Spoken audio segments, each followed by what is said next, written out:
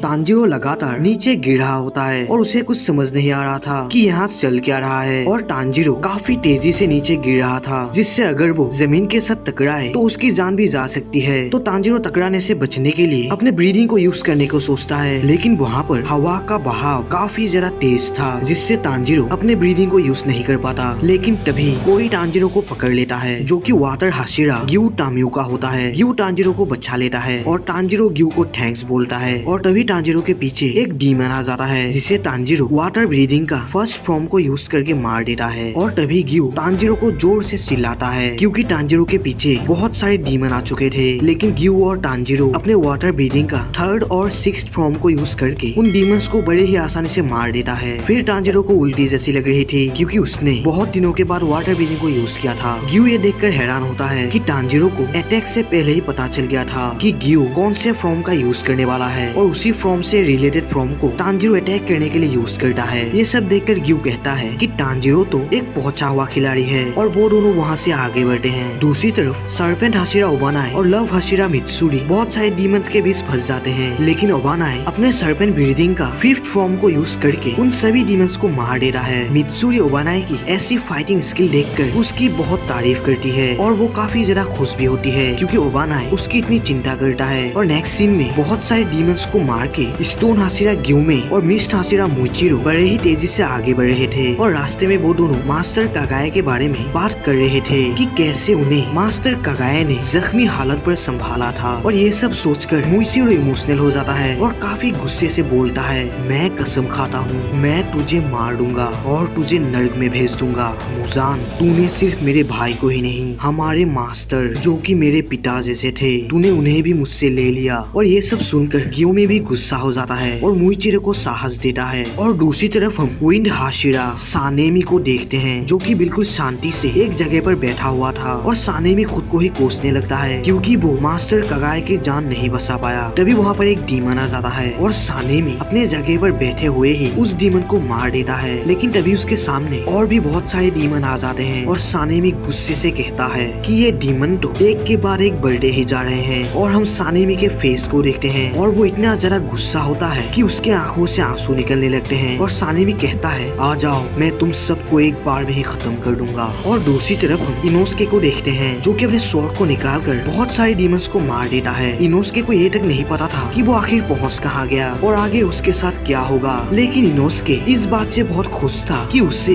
अपनी पूरी ताकत से डीमंस को मारने का मौका मिल रहा है। और दूसरी तरफ हम गैनिया को देखते हैं, जो कि इस अनजान जगह पर आकर काफी ज्यादा घबरा जाता है। और तभी हम जेनित्सु को देखते हैं, जो कि लगातार भाग रहा था। और तभी जेनित्सु को एक स्मेल आता है, और वो कहता है कि वो शख्स जरूर उसके आसपास ही है, और जिस शख्स को वो ढूंढ रहा है वो उसे हरगिज माफ नहीं कर सकता। और जेनित्सु किसे ढूंढ रहा है ये तो हमें आगे पता चलेगा। और तभी हम इंसेक्ट हाशिरा शिनोबू को देखते हैं, जिसे कहीं से खून की स्मेल आ रही थी, और वो उस स्मेल के पीछे जाने लगती है। और तभी शिनोबू एक कमरे में देखती है, और तभी हम देखते हैं एक डीमन जो बहुत सारे इंसानों को मार के उन्हें खा रहा था। और हम देखते हैं वो डीमन और कोई नहीं बल्कि अपर मून डोमा होता है, जो कहता है, अरे देखो तो यहाँ कौन आया है। अच्छा, तो ये एक लड़की है, ये तो बहुत टेस्टी लग रही है। और फिर वो शिनोबू से कहता है कि शिनोबू तो देखने में काफी ज्यादा टेस्टी लग रही है, तो क्या वो शिनोबू को मार के उसे खा सकता है। तो अब हम शिनोबू के एक पास्ट को देखते हैं, जहाँ पर शिनोबू रो रही होती है, क्योंकि उसके सामने उसकी बड़ी बहन काने अपनी आखिरी सांसें ले रही थी। फिर काने शिनोबू से कहती है कि शिनोबू डीमन स्लेयर कॉर्प्स को छोड़ दे और एक नॉर्मल लड़की की तरह अपनी लाइफ खुशी से जिए और अपने लाइफ को एंजॉय करते हुए बूढ़े होके मरे। लेकिन शिनोबू रोते हुए बोलती है कि वो ऐसा हरगिज नहीं करेगी जब तक वो उस डीमन से अपना बदला ना ले ले। और वो काने से उस डीमन का हुलिया पूछती है, और वो कहती है कि वो अपनी नॉर्मल लाइफ कैसे जी सकती है जिसके हाथों में उसकी बहन दम तोड़ रही हो, और इस सब का बदला भी वो नहीं ले पाए। फिर काने बोलती है कि उस डीमन के सिर में एक ब्लड मार्क है, और वो डीमन बहुत ही शांत प्रकार का है, जो हर वक्त अपने चेहरे पर एक स्माइल रखता है। तभी एक घायल लड़की शिनोबू से मदद मांगती है, तो डोमा उसे चुप रहने को बोलता है और उसके ऊपर अटैक कर देता है। लेकिन शिनोबू अपने कमाल के स्पीड से उस लड़की को बचा बचा लेती है। शिनोबू की स्पीड देखकर डोमा भी हैरान होता है और शिनोबू से कहता है कि उसकी स्पीड तो लाजवाब है, क्या वो एक डीमन स्लेयर है। लेकिन तभी वो लड़की अपने आप ही कई हिस्सों में कट जाती है क्योंकि डोमा का वो अटैक इस लड़की के ऊपर लग गया था। शिनोबू ये देखकर हैरान होती है तो डोमा बोलता है कि वो उस लड़की के बारे में चिंता ना करे क्योंकि डोमा बाद में उस लड़की को पूरी तरीके से खा जाएगा। ये देखकर शिनोबू को अपनी बहन की बातें याद आती है। वो कहती है कि वो डीमन एक तेज धार की फैन जैसे हथियार का इस्तेमाल करती है। फिर डोमा कनाव से कहता है कि वो फाउंडर है इटर्नल पैराडाइज कल का, तो उसकी ये ड्यूटी है कि वो अपने फॉलोअर्स को खुश रखे। ये सब सुनकर शिनोबू समझ जाती है कि उसके बहन को मारने वाला डीमन यही है। फिर शिनोबू डोमा से कहती है क्या इस तरीके से दूसरों को खुश रखना कहते हैं। वो लड़की अभी मदद मांग रही थी। इसके रिप्लाई में डोमा कहता है कि उस लड़की को तो उसने आजादी दे दी है क्योंकि वो लड़की बहुत दर्द में जी रही थी और अब उस लड़की को कोई भी दर्द महसूस नहीं होगा और ना ही वो किसी से डरेगी। असलियत में हर कोई इंसान मरने से डरता है, तो डोमा उन्हें मार के उन्हें इस डर से मुक्त करवा देता है। डोमा उसके फॉलोअर्स को मार के खा जाता है और उन्हें अपने अंदर पूरी तरीके से बसा लेता है। शिनोबू ये सब सुनकर गुस्से से बोलती है कि डोमा की सोच एक पागलपन है। ये सुनकर डोमा सरप्राइज होता है क्योंकि उन दोनों के पहले मुलाकात में ही शिनोबू इतनी कठोरता दिखा रही है और फिर डोमा समझ जाता है कि जरूर शिनोबू को उसकी कोई कठोर पड़ाव परेशान कर रही है और उस पड़ाव के बारे में डोमा सुनना चाहता है। ये सुनकर शिनोबू भड़क जाती है और कहती है क्या उससे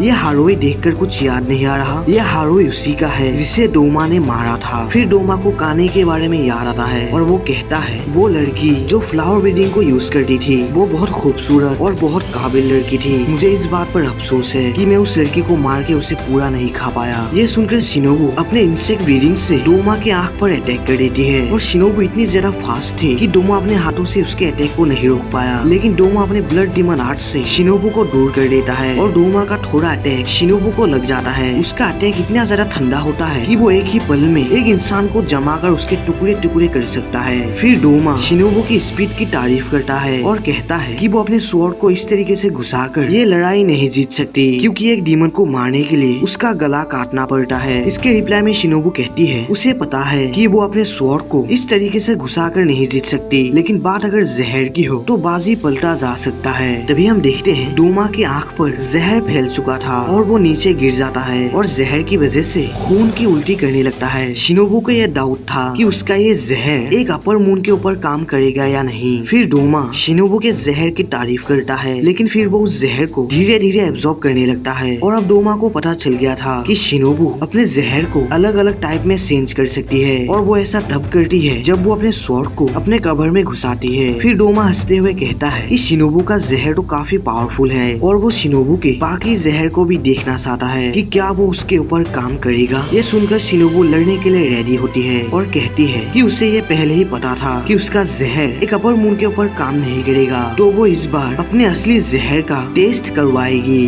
और अब हम डोमा के बचपन के एक पास्ट को देखते हैं। बचपन में डोमा की आंखें रेनबो कलर की थी और उसके बाल व्हाइट एंड ब्राउन कलर के थे, जिससे लोग डोमा को एक अनोखा बच्चा समझते थे और उससे भगवान का एक अवतार मानने लगे। लोगों को लगता था कि डोमा भगवान की आवाज सुन सकता है, लेकिन असलियत में ऐसा कुछ नहीं था। डोमा ने कभी भी भगवान की आवाज नहीं सुनी, जिससे डोमा इन लोगों को और उसके माता पिता को एक नंबर के बुद्धू समझता है क्योंकि उसके माता पिता ने डोमा के लिए एक टेम्पल बना दिया था और उसे अनंत स्वर्ग पथ नाम दे दिया और डोमा को इसका लीडर बना दिया जो सभी को गाइड करेगा। और उस टेम्पल में डोमा की पूजा करने के लिए लोगों की भीड़ लगने लगी। वो सभी लोग अपना सिर झुका के रोते हुए डोमा से स्वर्ग जाने का तरीका पूछते थे, जिसे सुनकर डोमा रो पड़ता है क्योंकि उसके हिसाब से स्वर्ग और भगवान इन दोनों का कोई अस्तित्व नहीं है। इन लोगों ने कभी भगवान को नहीं देखा, फिर भी भगवान के ऊपर इतना यकीन कैसे कर सकते हैं। ये लोग ये क्यों नहीं समझते कि इंसान को दुनिया में सिर्फ जन्म लेके अपनी जिंदगी गुजारना और फिर मरने के लिए ही बनाया गया है। चाहे इंसान जितना भी कोशिश क्यों ना कर ले, आखिर में उन्हें सड़ के ही मरना है और यही इंसान का असली किस्मत है। लेकिन डोमा इन सभी लोगों को खुश देखना चाहता है और उन लोगों की मदद करना चाहता है और डोमा को लगता है कि उसका जन्म इसी काम के लिए हुआ है। और अब सीन प्रेजेंट में शिफ्ट होता है, जहाँ पर डोमा कहता है कि शिनोबू ने अब तक अपना 5वां जहर आजमा लिया है और एक भी उसके ऊपर काम नहीं कर रहा और इन जहर का पावर भी अब धीरे धीरे कम होता जा रहा है। और वो शिनोबू से पूछता है कि वो अब और कितना जहर बना सकती है। फिर डोमा शिनोबू से कहता है कि क्या शिनोबू को सांस लेने में तकलीफ हो रही है, क्योंकि शिनोबू के फेस से काफी पसीना बह रहा था। शिनोबू सोचती है कि ये एक अपर मून की पावर है और उसका जहर जितना काम करता है उससे ज्यादा तेजी से डोमा खुद को हील कर लेता है। फिर डोमा कहता है कि शिनोबू को सांस लेने में तकलीफ इसलिए हो रही है क्योंकि डोमा का ब्लड डीमन आर्ट थोड़ा सा शिनोबू को लग गया था। फिर शिनोबू समझ जाती है कि डोमा ने अपने जमे हुए खून को कोहरे में बदल दिया और उन्हें चारों तरफ फैला दिया। फिर शिनोबू सोचती है कि वो इस बार बहुत सारा जहर एक अटैक में ही दे देगी और वो अपने insect breeding dance of the dragon fly को यूज करके डोमा के ऊपर अटैक कर देती है। डोमा उसकी स्पीड देखकर कहता है कि इसमें कोई शक नहीं, शिनोबू बहुत तेज है और अब तक वो जितने भी डीमन स्लेयर से लड़ा है शिनोबू उन सबसे फास्ट है। लेकिन हम देखते हैं डोमा ने भी शिनोबू के ऊपर काउंटर अटैक कर दिया था जिससे शिनोबू बहुत घायल हो जाती है। फिर डोमा शिनोबू को ट्रोल करके कहता है कि उसे डोमा का गला काटने पर ज्यादा फोकस करना चाहिए था, ना कि उसे जहर देने पर। और अगर शिनोबू अपनी स्पीड का सही इस्तेमाल करती तो शायद वो जीत सकती थी। लेकिन इन सब का कोई फायदा नहीं क्योंकि शिनोबू बहुत छोटी है। ये सुनकर शिनोबू अपने हाथों की तरफ देखती है और सोचती है कि उसके हाथ में छोटे क्यों हैं और उसकी लंबाई आखिर क्यों नहीं बढ़ी। अगर उसका शरीर थोड़ा बड़ा होता तो क्या वो डोमा को हरा पाती। इंसान के हाथ पैर जितने लंबे होंगे उसकी मांसपेशियां उतनी ही अधिक होगी जिससे उस इंसान को एक अलग एडवांटेज मिलती है। लेकिन काने शिनोबू से काफी बड़ी थी लेकिन फिर भी वो डोमा को नहीं हरा पाई। और तभी शिनोबू को याद आता है कि उसकी बहन उसकी आखिरी समय में उसे कुछ बताने की कोशिश कर रही थी कि शिनोबू उस डीमन से हार जाएगी, लेकिन वो ये शिनोबू से नहीं बोल पाई। तभी काने की आत्मा शिनोबू के पास आती है और उसे फिर से खड़े होने को बोलती है। लेकिन शिनोबू ऐसा नहीं कर पाती क्योंकि उसका काफी खून बह चुका था और उसका बायां फेफड़ा टुकड़े टुकड़े हो चुका था जिससे वो सांस नहीं ले पा रही थी। लेकिन काने कहती है कि इन सब से इसका कोई मतलब नहीं, शिनोबू को उठना होगा। ये सुनकर शिनोबू हैरान होती है। तभी काने कहती है कि अगर उसने डीमन को मारने का कसम खाया है तो उसे उठना होगा, अगर उसने जीतने का कसम खाया है तो उसे उठना होगा, चाहे इसके लिए कोई भी बलिदान देना क्यों ना पड़े। और शिनोबू ने काने से वादा किया था कि वो उसका बदला लेगी और उसने कानाओ से भी वादा किया था। तभी डोमा शिनोबू के पास आता है और कहता है कि इसके लिए शिनोबू उसे माफ कर दे क्योंकि उसने शिनोबू को अधमरे हालत में ही छोड़ दिया जिससे उसे दर्द हो रहा है। तभी काने शिनोबू से कहती है कि वो ये कर सकती है, बस उसे कोशिश करना होगा। ये सुनकर शिनोबू मोटिवेट हो जाती है और फिर से उठ खड़ा होती है जिसे देखकर डोमा हैरान होता है कि शिनोबू आखिर खड़े कैसे हो रही है। क्या शिनोबू सच में एक इंसान ही है क्योंकि उसका एक फेफड़ा पूरी तरीके से खराब हो चुका है और उसका काफी खून भी बह चुका है और इतना सब होने के बाद एक इंसान इतनी देर तक जिंदा नहीं हो सकता। शिनोबू डोमा की तरफ देखती है और फिर उसे खांसी आने लगती है। ये देखकर डोमा कहता है कि उसका ज्यादातर खून उसके फेफड़े में जा चुका है तो उसे उतनी मेहनत करके खड़े होने की जरूरत नहीं। डोमा बड़े ही आसानी से शिनोबू का सिर जमीन में पटक देगा और उसे इस दर्द से मुक्त कर देगा क्योंकि शिनोबू अब किसी हालत में नहीं बच सकती तो वो हार मान ले। लेकिन शिनोबू सोचती है कि उसे डोमा के गले पर अटैक करना होगा और जहर की वजह से उसके जीतने का चांस ज्यादा है। और फिर शिनोबू अपने इंसेक्ट ब्रीडिंग 100 लेग बेल लोस का इस्तेमाल करती है और ये अटैक हद से ज्यादा फास्ट होता है जिसे देखकर डोमा शॉक में पड़ जाता है क्योंकि शिनोबू एक ही टाइम में अपना पोजीशन चेंज करके चारों तरफ से अटैक करती है और ये अटैक इतना ज्यादा पावरफुल होता है कि उसके प्रेशर से पूरा पुल टूट जाता है। शिनोबू इतनी ज्यादा फास्ट होती है कि डोमा उसके मूवमेंट को समझ ही नहीं पाता। शिनोबू को दूर करने के लिए वो अपने ब्लड डीमन आर्ट का यूज करता है जिससे शिनोबू का हारोई 2 टुकड़ों में कट जाता है और फिर शिनोबू डोमा के गले पर अटैक कर देती है और अपने पूरे ताकत और स्पीड से डोमा को ऊपर ले जाती है। ये देखकर डोमा चौंक जाता है और शिनोबू अपने सभी जहर को एक ही अटैक में डोमा के शरीर पर डाल देती है। तो अब हम शिनोबू के एक पास्ट को देखते हैं जहाँ पर शिनोबू और उसकी फैमिली काफी ज्यादा खुश होती है और शिनोबू का मानना था कि उनकी एक खुशी भरे पल हमेशा ऐसे ही रहेंगे। लेकिन एक दिन ये सब बदल गया क्योंकि शिनोबू के माता पिता को एक डीमन ने मार दिया और उनके खुशी भरे पल एक रात में ही खत्म हो गए। फिर स्टोन हाशिरा ग्यूमी ने आके शिनोबू और उसकी बहन काने को डीमन से बचाया था। फिर शिनोबू सोचती है कि उनके खुशी के पल तो ऐसे ही खत्म हो गए लेकिन उनके जैसे और भी लोग हैं जिनकी खुशियाँ अभी तक खत्म नहीं हुई। और फिर ये दोनों कसम खाते हैं कि ये दोनों स्ट्रॉन्ग बनेंगे और उन लोगों की खुशियों को बचाएंगे। ये दोनों मिलकर डीमंस को मारेंगे चाहे एक ही क्यों ना हो। फिर शिनोबू प्रेजेंट में बोलती है भले ही हम कमजोर हो,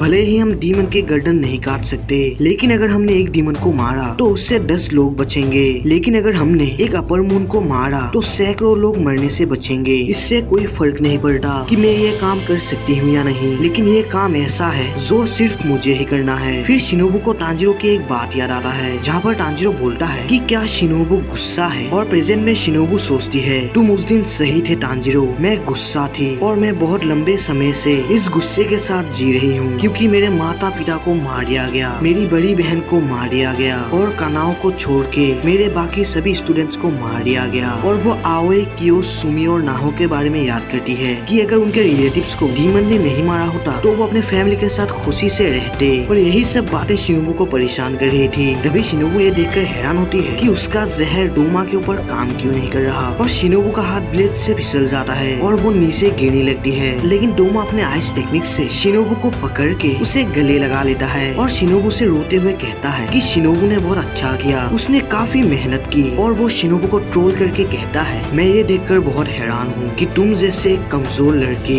इस हद तक पहुँच गई। तुमने अपने जीवन में बहुत सारे डीमंस को मारा होगा, लेकिन तुम्हारी फाइटिंग स्किल तुम्हारी बहन से काफी कम है और इतना सब होने के बाद भी तुम अभी तक जिंदा हो, ये एक चमत्कार से कम नहीं। इसका नतीजा जानते हुए भी कि इतना मेहनत करना बेकार है, तुम फिर भी मुझे हराने की अपनी पूरी कोशिश कर रहे हो और यही सब मूर्खता इंसानों को बहुत अलग बनाती है। और फिर वो बोलता है कि शिनोबु अब उसका खाना बनने वाला है और फिर शिनोबु उसके साथ अनंत काल तक जुड़ जाएगी। और वो शिनोबु से पूछता है कि क्या शिनोबु का कोई आखिरी शब्द है, वो उसे जरूर सुनेगा। फिर शिनोबु गुस्से से इसके रिप्लाई में बोलती है कि वो नर्क में जाएगा। और तभी हम देखते हैं कोई शिनोबु और डोमा की तरफ तेजी से बढ़ रहा होता है और वो कनाव होती है। जैसे ही कनाव गेट खुल के अंदर आती है तो वो शिनोबु की ऐसी हालत देखकर जोर से चिल्लाती है। लेकिन डोमा ने शिनोबु को पकड़ के रखा था, लेकिन फिर भी शिनोबु बड़े ही मुश्किल से कनाव को एक हैंड साइन बनाकर एक मैसेज देने की कोशिश करती है। और फिर डोमा अपना जोर लगा के शिनोबु के कमर को तोड़ देता है। ये देखकर कनाव शॉक में पड़ जाती है और शिनोबु का ब्लेड उसके हाथ से निकलकर नीचे गिर जाती है। और यहीं पर द इंसेक्ट हाशिरा शिनोबु कोचो की दी एंड होता है।